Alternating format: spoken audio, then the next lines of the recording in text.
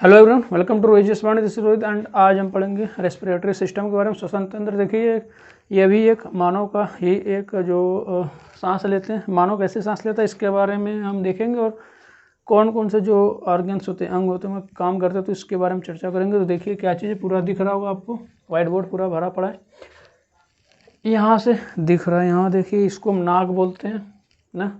नाक के अंदर जो एक जो एरिया पाया जाता है उसको हम नासा गुहा बोलते हैं, नेजल कैविटी।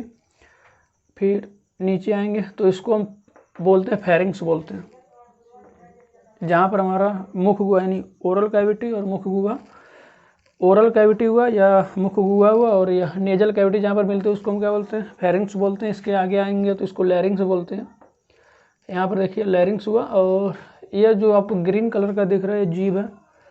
देखिए पूरा प्रोसेस हम बता देते हैं एक बार कैसे क्या चीज़ है। नोज हुआ या नेजल कैविटी हुआ, नाक के अंदर का पार्ट। फिर यहाँ आएंगे तो एपीग्लॉटिस हुआ, इसको स्वर यंत्र छंद बोलते हैं, यानी कंठ छंद भी आप बोल सकते हैं। देखिए जो हमारा कंठ के ऊपर से ना ये जो हमारा ये पार्ट है, इसको एडम सेपल भी बोलते हैं, एडम सेपल।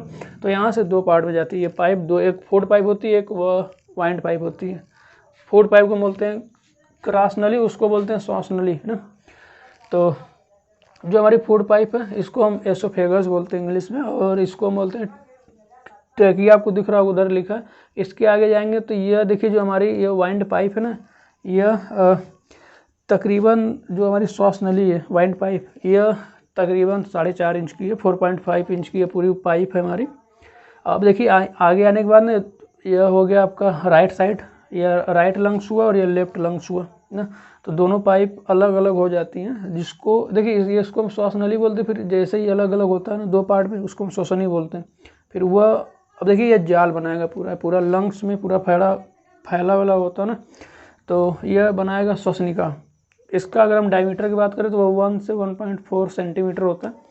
देखिए हम डायमीटर बता देते हैं। जैसे मान लीजिए मार्कर हुआ, तो मार्कर देखिए किस शेप में है, तो यह सिलेंडर शेप में ना, तो यह जो हुआ इसको डायमीटर बोलते हैं। देखिए यहाँ पर मान लेते हैं ये हमारी पाइप हो गई, तो हमारी जो श्वसनिका या जो ये सब पाइप ही है, तो इसके अगर सेंटर से मिलाते हुए एक लाइन खींचे तो इसको हम डायमीटर बोलते हैं ना, यानी कि मैक्सिमम लेंथ आप बोल सकते हैं। उसके जो सर्कल की मैक्सिमम लेंथ डायमीटर होती है, तो इसका जो डायमीटर होता है 1 से 1.4 सेंटीमीटर होता है।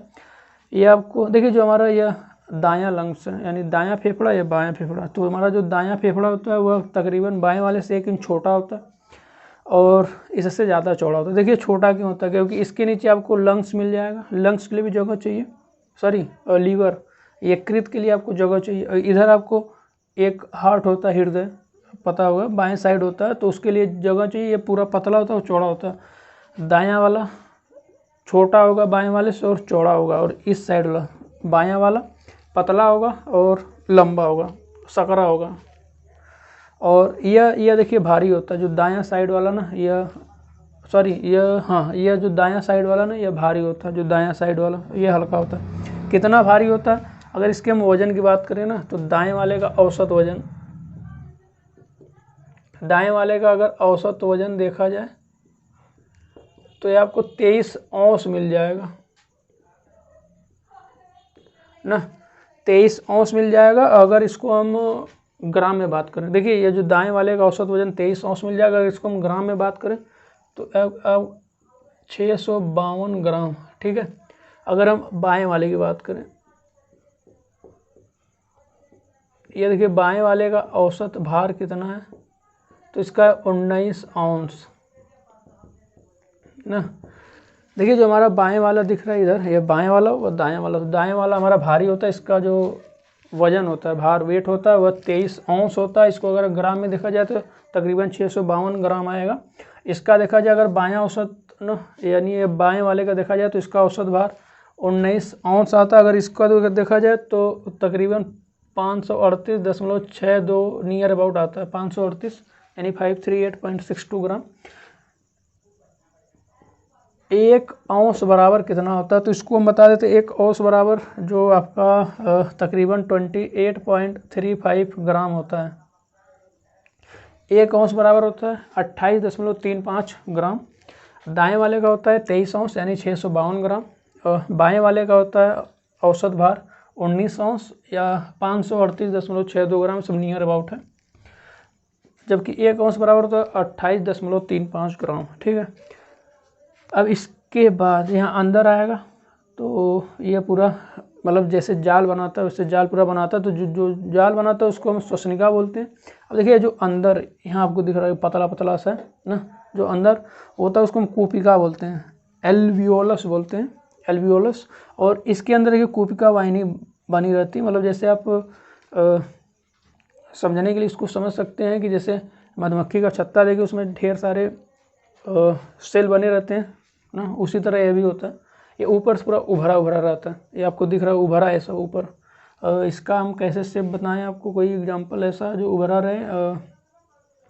आप इसको ऐसे समझ सकते हैं, देखिए ये जैसे मान लीजिए ये हुआ ना, इसके ऊपर ऐसे ऐसे उभरा रहेगा, ऐसा होता है। और ये पूरा इसके अंदर पूरा एकदम बिछा रहता है। और देखिए ये जो आपको इसके अंदर पाइप रहती है, पाइप की टाइप रहता है, इसमें से हवा अंदर आती है तो यहीं पर ऑक्सीडाइज्ड होती है। जो हमारा ब्लड होता है वह ऑक्सीडाइज्ड होता है और डीऑक्सीडाइज्ड यहीं पर होता है।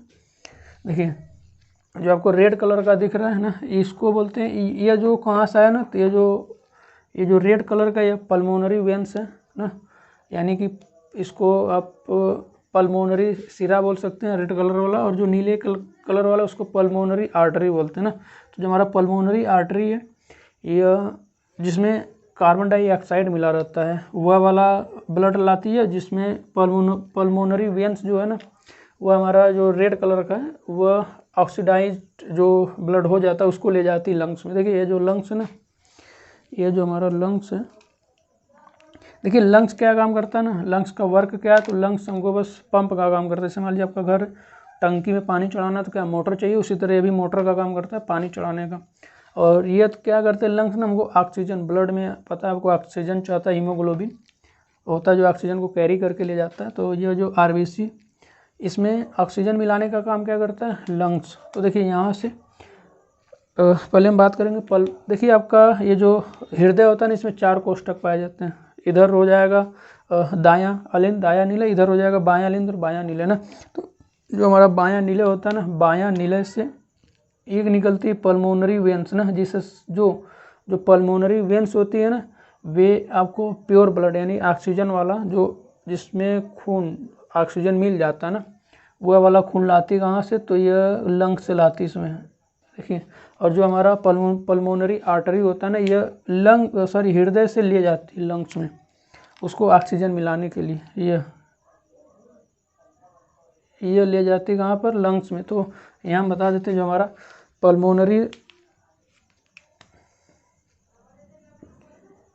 हमारी पल्मोनरी सिरा है ना, और पल्मोनरी आर्टरी बोलिए या धमनी बोलिए।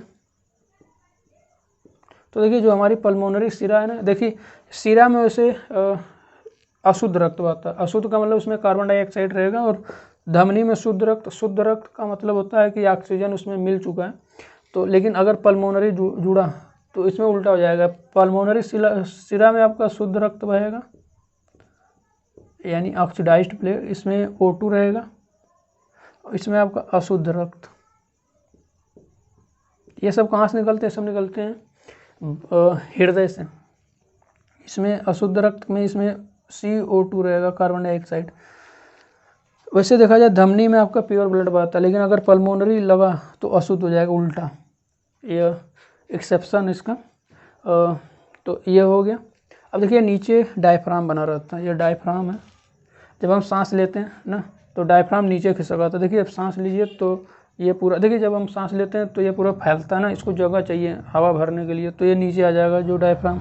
जब हम सांस लेते हैं ना, अगर हम सांस लिए, प्लस का मतलब सांस लिए है ना, तो यह डायफ्राम नीचे आएगा।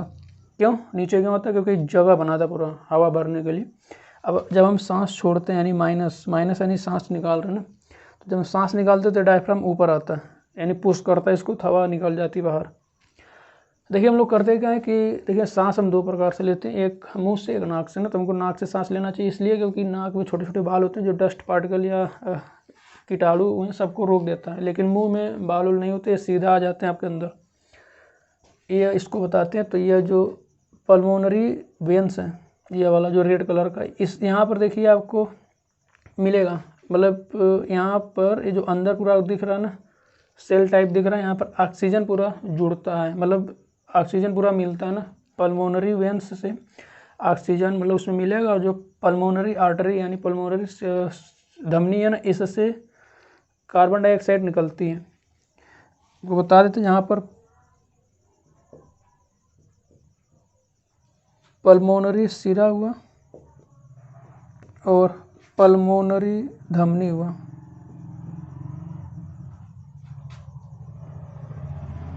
ना ये दोनों जहाँ पर मिलती हैं उसको हम बोलते हैं कैपिलरीज बोलते हैं।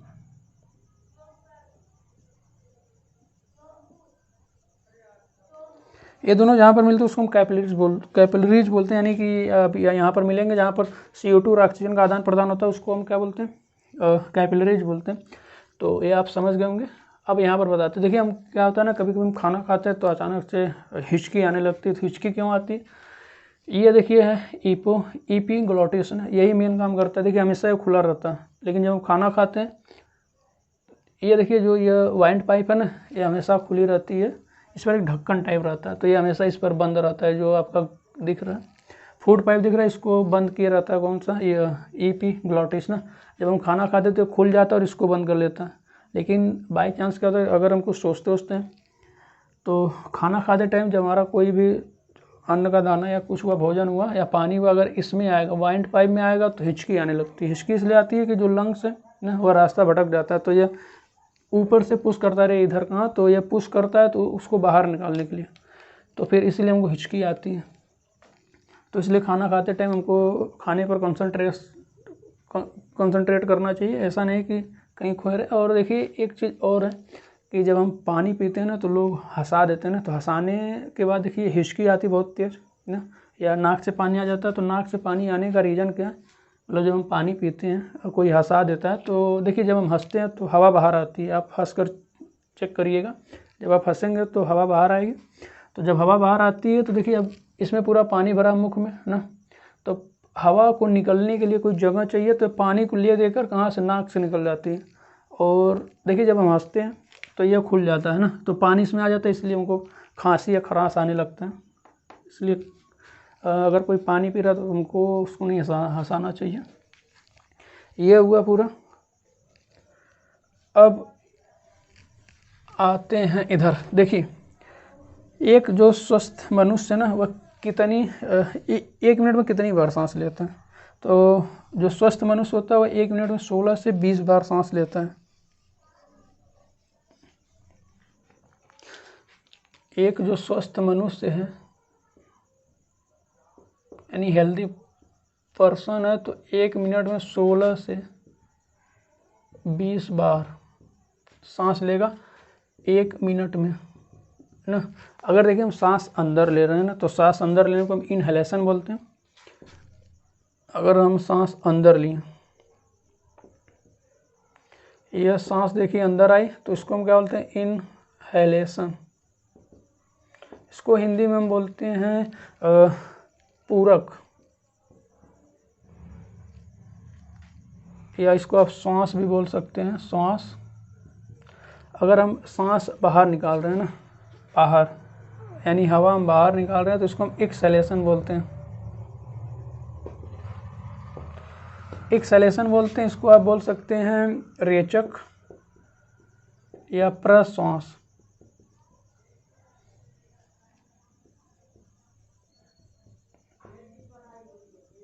समझ गए।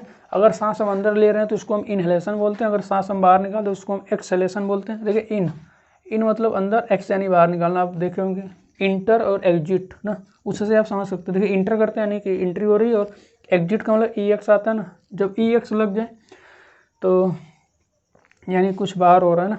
तो अब देखिए एक श्वास प्लस एक प्रश्वास, या एक इनहेलेशन और एक्सहेलेशन मिलाकर क्या बनाता है हमारा, एक पूरा काउंट होता है जो सांस लेने का पूरा एक, मतलब कि अगर हम सांस लेकर छोड़ेंगे तभी हमारा एक सांस पूरा कंप्लीट बोला जाएगा। तो ये रहा। और अगर इसमें स्वर यंत्र छद्म हो गया, ये सब कंठ हो गया। देखिए जो कंठ होता है ना, ये जो हमारा उभरा हुआ भाग होता है, इसको हम लैरिंक्स या स्वर यंत्र बोल सकते हैं, इसको आप एडम सेपल भी बोल सकते हैं। तो ये पूरा रहा लंग्स। देखिए जो लंग्स का अगर जब लंग्स मान लीजिए कोई अगर अभी नवयुवक नया नया ना, तो ये पूरा जो इसका कलर होता है वो मटमैले कलर का होता है। लेकिन जब कोई जब बूढ़ा हो जाता है ना, तो इसका धीरे धीरे जो कलर वो फीका होता चला जाता है, स्याही जैसे होती है वैसे कलर का हो जाएगा। और ये जो लंग्स होता है ना, पूरा स्पंज की तरह होता है, इसको आप अगर ऐसे दाबेंगे तो पूरा दब जाएगा। तो आप समझ जाइए कि हमारे जो बाएं साइड हृदय पाया जाता है ना, तो इसलिए यह जो होता है पतला होता है और थोड़ा सा लंबा होता है और हल्का होता है। उस साइड वाला लीवर की वजह से, नीचे लीवर है, लीवर आपको पता होगा लार्जेस्ट ग्लैंड है, तो उसकी वजह से यह जो लंग्स है यह थोड़ा सा चौड़ा और छोटा होता है, इससे 1 इंच तकरीबन छोटा होता है। और इसका आप जब पढ़ेंगे डाइजेशन सिस्टम हम बता चुके हैं, पिछली वीडियो में देख लीजिएगा, उसमें इसकी चर्चा की है। आज इसकी चर्चा कर दी वाइंड पाइप का। तो ये रहा पूरा रेस्पिरेटरी सिस्टम। आई होप आपको सारी चीज़ें समझ में आ गई होंगी। अब नेक्स्ट वीडियो में पढ़ेंगे तंत्रिका तंत्र पढ़ेंगे, या तो पेशी तंत्र या देखते हैं कंकाल तंत्र, तीनों में से कोई एक टॉपिक उठाएंगे। तो ये रहा पूरा आपका कंप्लीट रेस्पिरेटरी सिस्टम, श्वसन तंत्र।